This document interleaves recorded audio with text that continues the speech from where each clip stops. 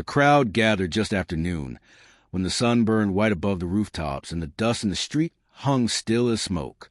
The preacher's voice cut to the murmurs, calling for punishment and repentance. Every man, woman, and child in the little town of Cooper's Hollow came to watch.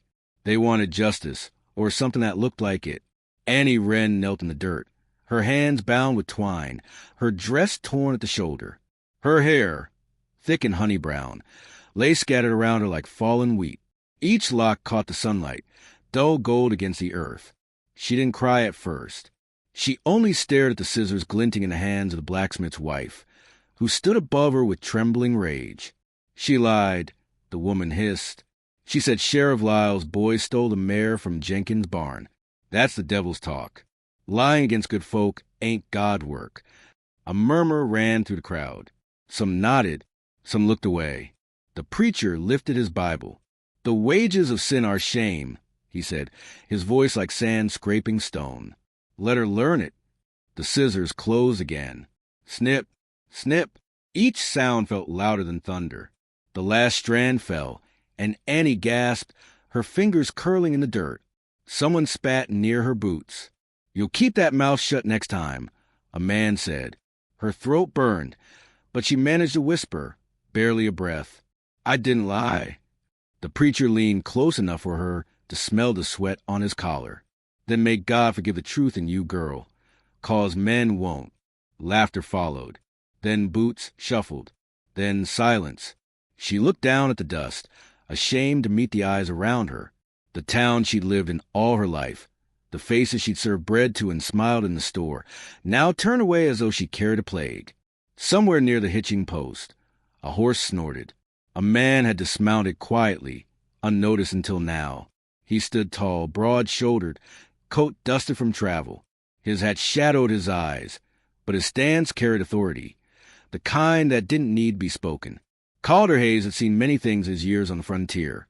Burn camps, dying men, towns built on lies. But what he saw now made his jaw clench tight. He watched the girl kneeling, her head bare, her pride stripped clean. The mob that had once been neighbors had turned to wolves. "Enough," he said. His voice wasn't loud, but it carried. Heads turned. The preacher blinked, frowning at the stranger. "Who are you to speak, mister?" Calder stepped forward, the heel of his boot crunching on broken bits of glass in the dirt.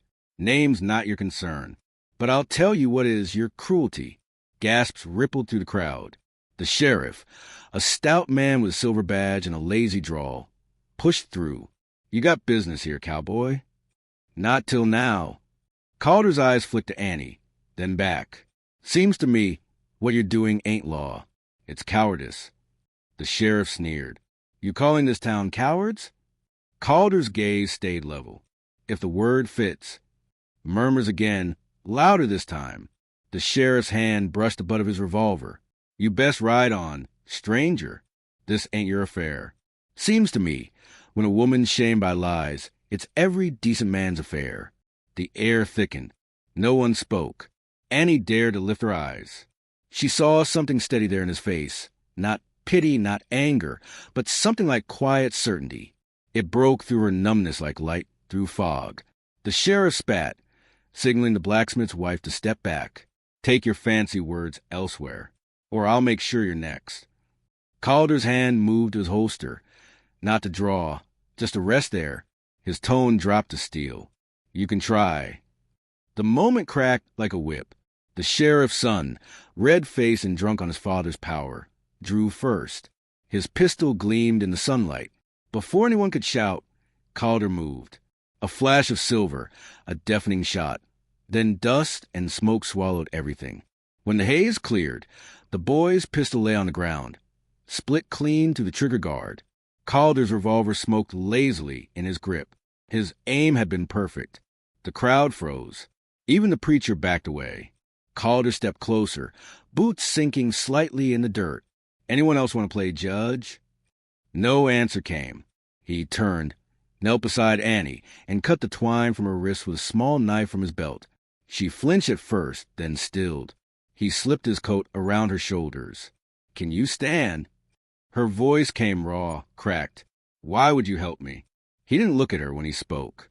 because no one else did. Behind them, the sheriff barked orders. Stopped them. A man lunged forward. Calder swung his gun, but across the man's jaw. Quick, efficient. Another reached for his rifle. Calder shot near his boot, sending him stumbling back. Chaos erupted. Shouts. Scrambling feet. Calder grabbed Annie's hand and pulled her toward the horses. Move. She stumbled, her bare feet scraping on the ground. They'll kill you. He helped her into the saddle of his pale horse and swung up behind her in one motion. Not today. Bullets cracked through the air. One at the water trough. Another split the sign above the saloon. The horse reared.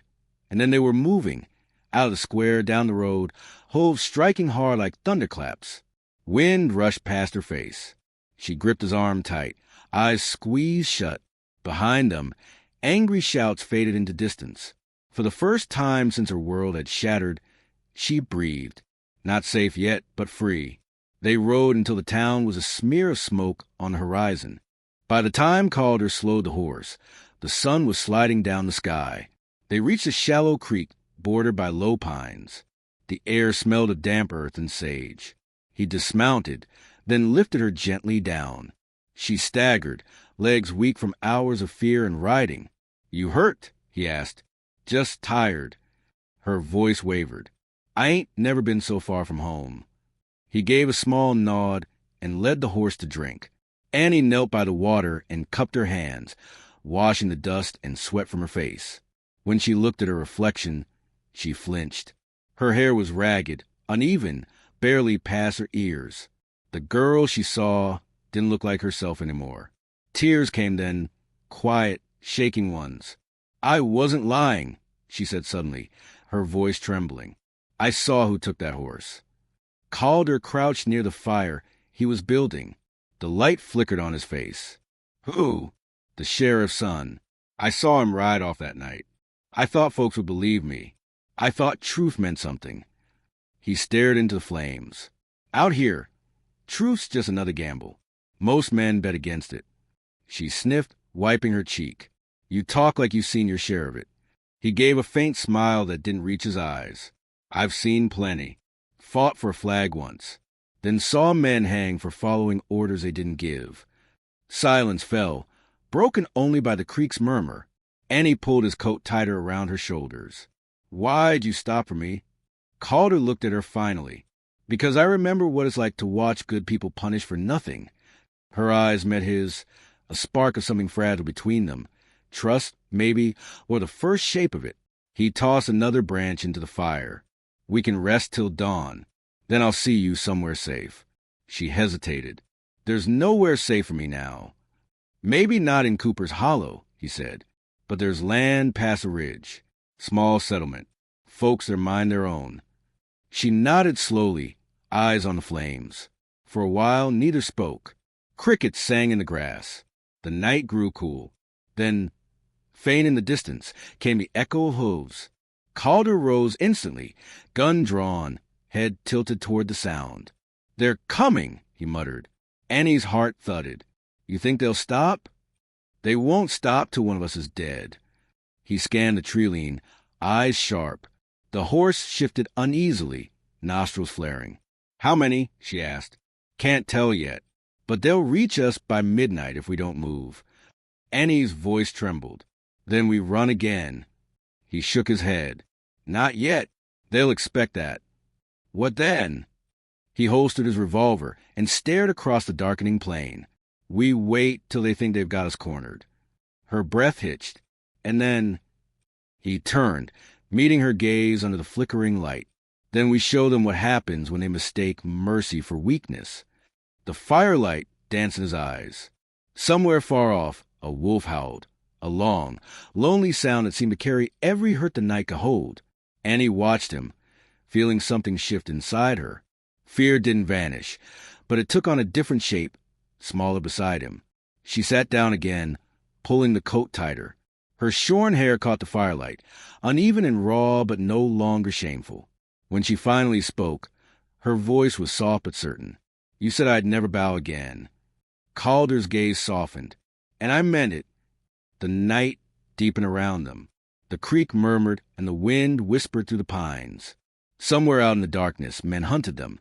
But for the first time, Annie Wren felt something stronger than fear rise in her chest. It was a faint, stubborn pulse of dignity returning, quiet, fierce, unbroken. The moon hung low, pale as bone, lighting the plains in long strips of silver and shadow. Calder's horse, still lathered with sweat, thundered across the open ground, hooves drumming a rhythm of urgency. Annie clung to him, her cheek pressed to the back of his coat, eyes stinging from wind and dust. Behind them, torches bobbed and flickered like fireflies chasing ghosts. "Keep your head down," Calder said over the wind. She nodded, though he couldn't see it. Every jolt sent pain through her knees, but she didn't complain. Fear had burned out long ago. What filled her now was something else entirely. Determination, raw and unfamiliar. The posse was closer than she thought. The sheriff's men knew the land. The sound of their horses rolled over the hills, angry, relentless. Calder guided the pale horse toward a line of dark hills ahead. "We'll lose them in the rocks," he muttered. They reached the base of the ridge as gunfire cracked behind them. Dirt jumped near Annie's foot. She bit her lip to keep from screaming. Calder kicked the horse harder. They plunged into a dry riverbed, the walls rising steep on either side. Pebbles skittered under hooves. Above them, the stars were a thin scatter, half-eaten by clouds. "Will they follow us?" she gasped. "Maybe," he said, "but not where we're going." He slowed the horse at a fork in the ravine, listening. The echo of pursuit grew faint. The posse must have split, spreading wide to cut them off. An owl hooted from a cliffside. The sound made Annie's heart jump. Calder dismounted, his silhouette sharp against the pale light. "We go on foot from here." He reached up a hand to help her down. When her boots hit the ground, her legs nearly gave out. He steadied her by the elbow, then let go quickly, as if wary of crossing some unseen line. They led the horse through a narrow pass where jagged rocks glinted like old knives. The wind funneled through the gap, cold and sharp. At the edge of the pass, Calder paused. Below them stretched a broad, dark plain. In the middle ran a river, wide, black, and fast-moving, swollen from spring rain. Annie's stomach turned. "We can't cross that." He looked back. Far in the distance, faint torchlight flickered again. "We have to." Before she could argue, he mounted, pulled her up, and urged the horse forward. The ground sloped down toward the roar of water. The river was no calm creek. It foamed and surged, white caps breaking against fallen logs. Annie grabbed his arm. "We'll drown." "Better that than a rope around your neck," he said grimly. The horse hesitated at the edge, nostrils flaring. Calder whispered, "Easy now, girl, steady." Then he drove his heels in. The horse plunged into the icy torrent. Water exploded around them, cold as steel. Annie gasped as it rose to her waist, then her chest. The current tore at them, spinning the horse sideways. Calder clung to the reins with both hands, shouting over the roar. "Hold tight." A tree branch swept past, missing them by inches. Annie's foot slipped from the stirrup. She nearly went under. Calder caught her by the arm, pulling her back against him. "Don't you let go." She didn't. The horse struggled, muscles quivering under the strain. For a terrifying moment, they drifted sideways, hooves scraping rock.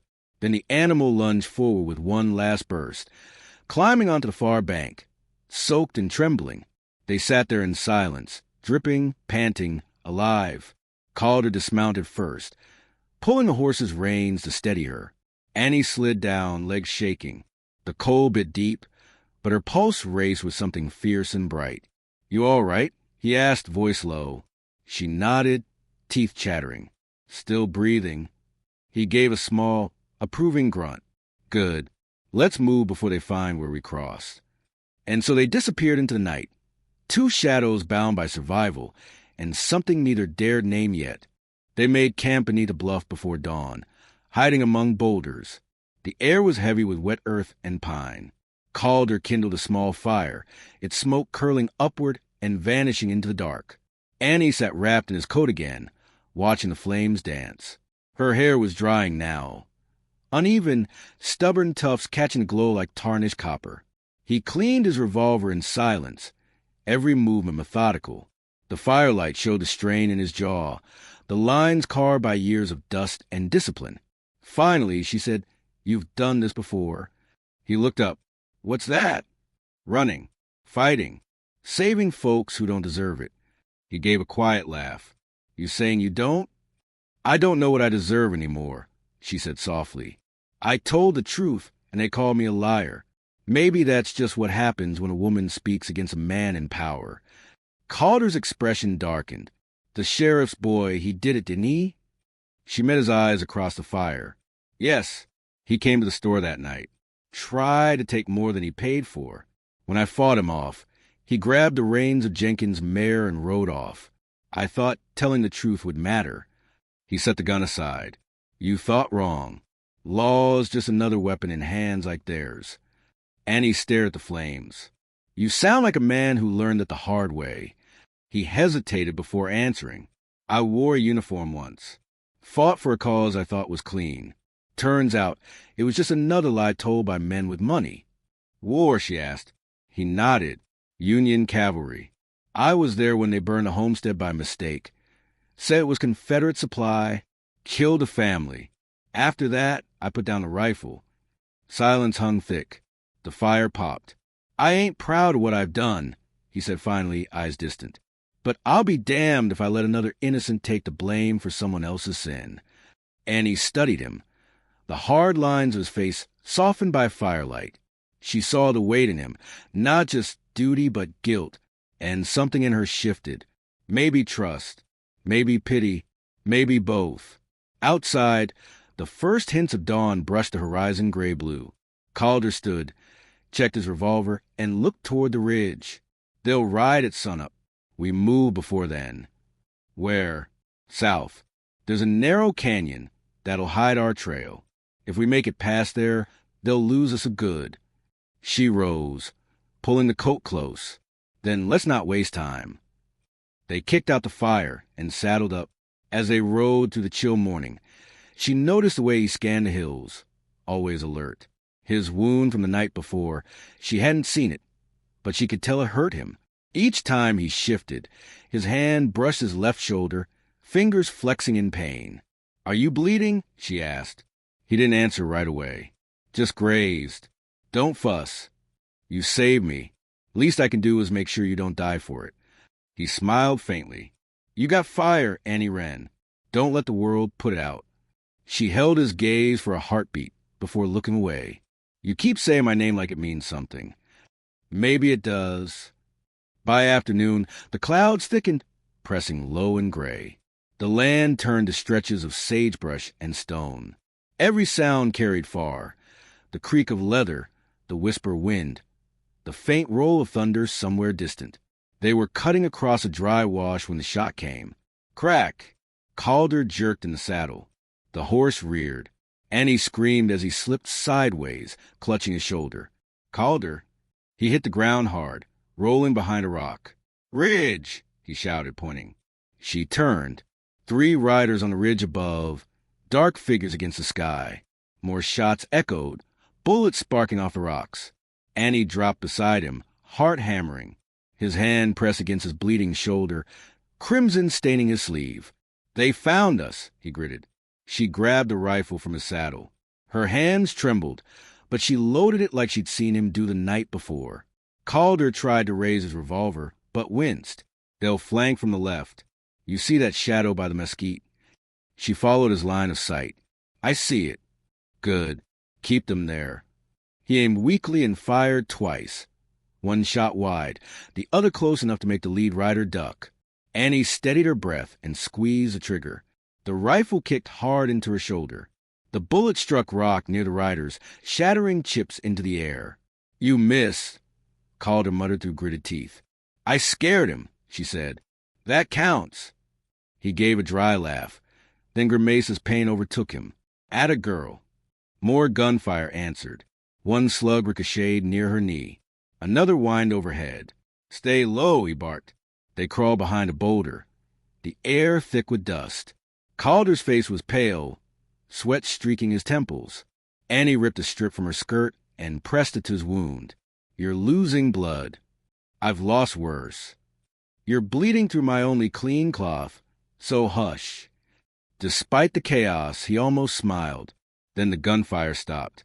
Silence. Even the wind seemed to pause. "They're moving," Calder said, voice tight. "Where?" "Circling."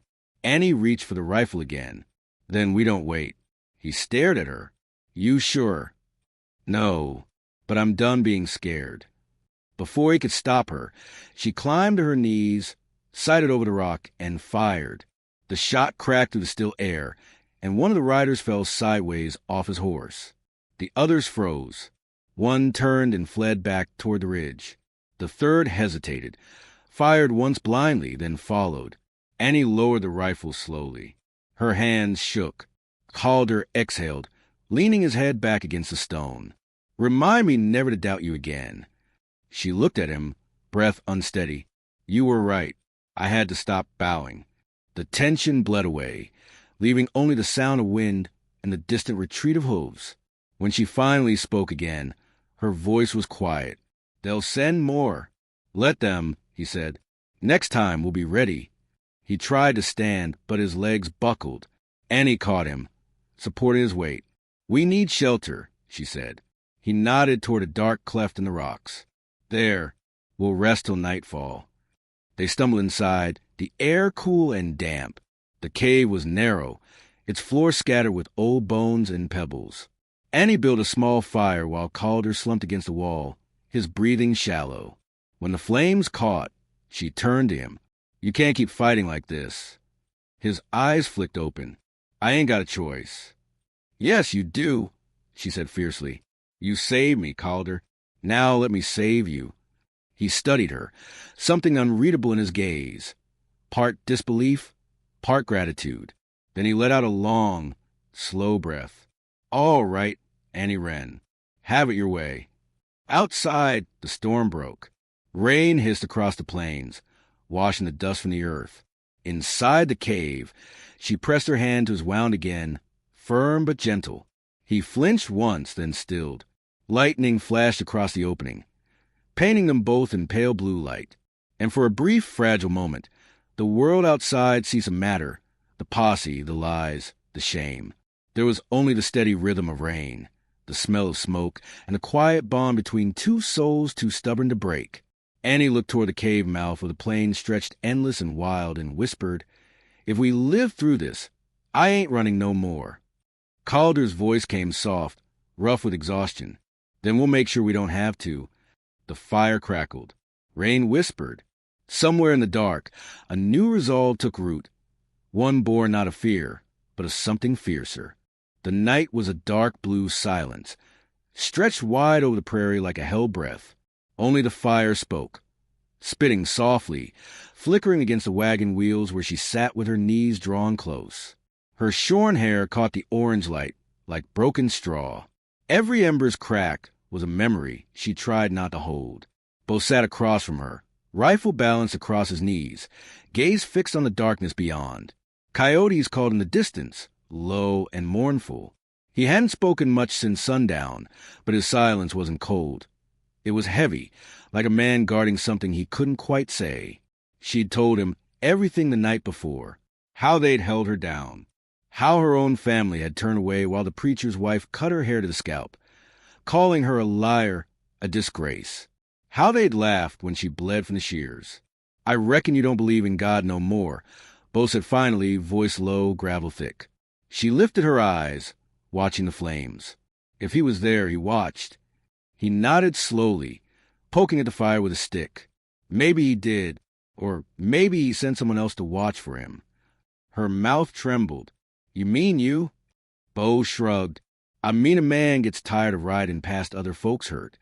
He looked at her then, and she saw it plain, the tiredness behind his eyes, the kind that didn't come from years but from seeing too much and stopping too little. A gust of wind came through camp, sharp with a scent of sage and dust. The horses shifted restlessly, and Bo rose, scanning the dark horizon. "We best move before dawn," he said. "You're not safe here. Those men will come looking." Her pulse jumped. They wouldn't ride this far. "They would," Bo said. "Shame's a fire to men like them." They'll come to see it burn. He kicked dirt over the fire, dousing it till the night swallowed them whole. Then, with the moonlight glinting off his revolver, he turned to her. You can walk behind me, or you can ride. Either way, you ain't Bowen again. Not to them. Not to anyone. The words struck her deeper than she expected, not because of what he said, but because he said it like a vow. They started before dawn. The plains were a stretch of pale gray grass and cold mist. Her boots rubbed raw against her ankles, and her scalp burned under the bandana Bo had tied for her. Each step was a reminder of what she'd lost, and what she might still lose. By midday, they reached the edge of the old river canyon. The land dropped sudden, harsh. Below lay water, thin brown, moving fast between jagged rock. Beyond that, a trail leading east. Safety, maybe. Bo scanned the ridge behind them. We'll cross here, he said. The mare snorted, uncertain. She felt the same. The current below looked hungry. Can we make it? She asked. Only one way to know. He tied her saddlebags tighter, his hands rough but steady. Then, with a quick motion, he helped her mount. The moment his palm brushed hers, she felt something, heat, steadiness, the kind she hadn't felt since before her shame.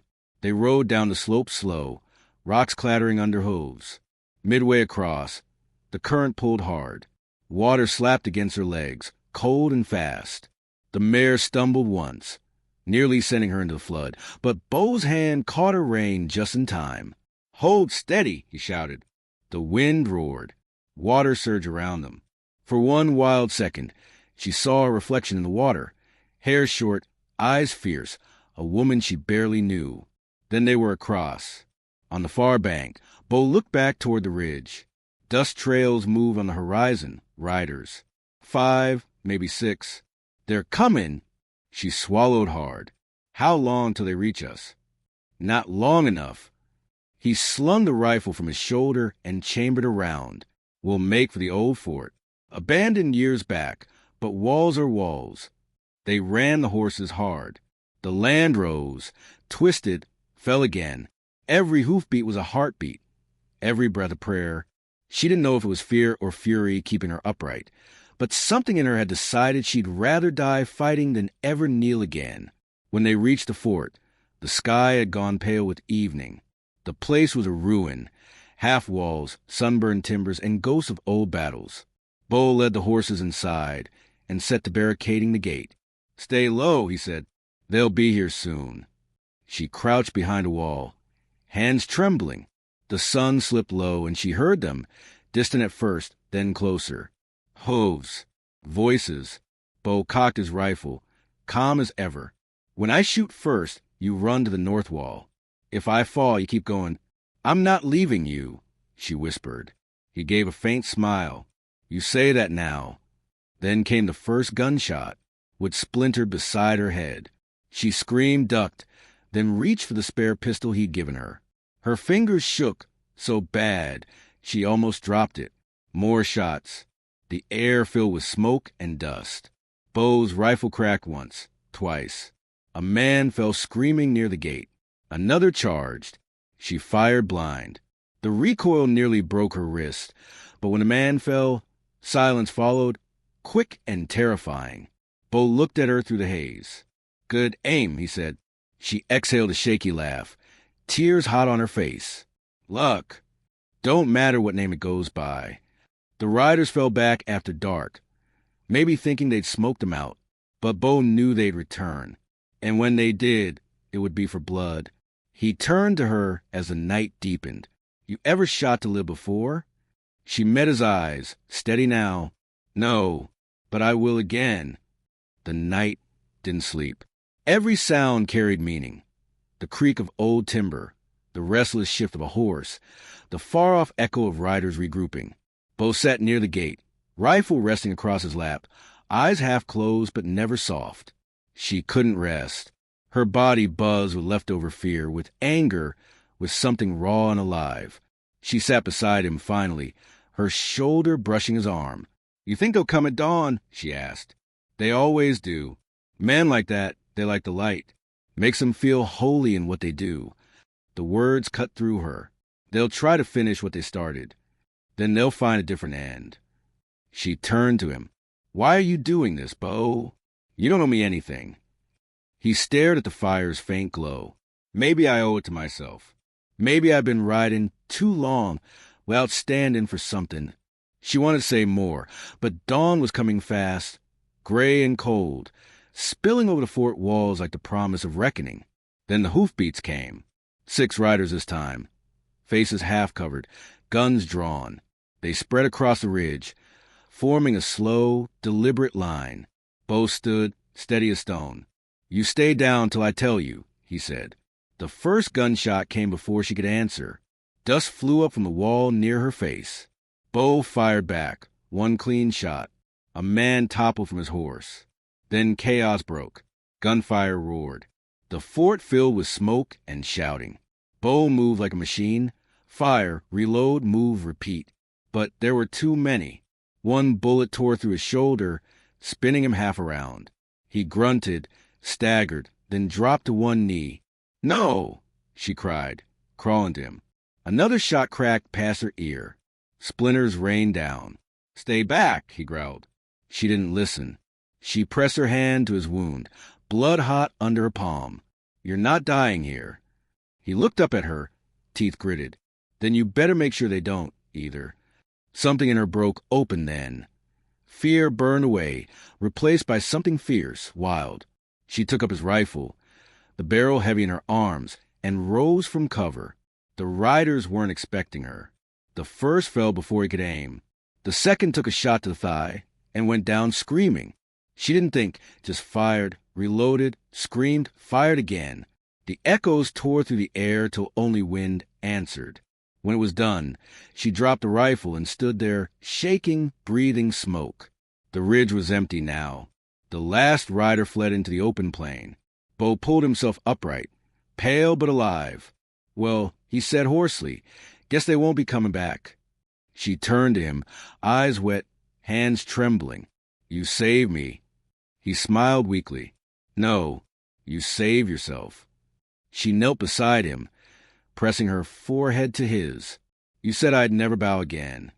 And you didn't. They stayed there a long while, the wind blowing through the fort, carrying the dust of what had been and what was left. Later, as the sun climbed higher, they buried the fallen men just outside the fort walls. The earth was dry, and each shovel of dirt sounded like closing a door. When it was done, Bo leaned against the gate, exhausted. What will you do now? He asked. She looked east, where the plain stretched endless and bright. Keep walking, she said. Maybe find a place that don't remember me. You got one already? He said. Right here. She smiled faintly, brushing the hair that had begun to grow, soft and uneven. You think I can be new again? He looked at her for a long time. You already are. The day widened around them. Dust rose, horses snorted. The fort looked less like a ruin now, more like a beginning. As they rode away, she turned once to look back. The wind caught her bandana, lifting it free, letting the sunlight touch her bare head. She didn't flinch. Bo glanced at her and smiled. Ain't no shame in what's honest. She met his gaze. No, there ain't. And for the first time since they cut her hair, she rode with her head high,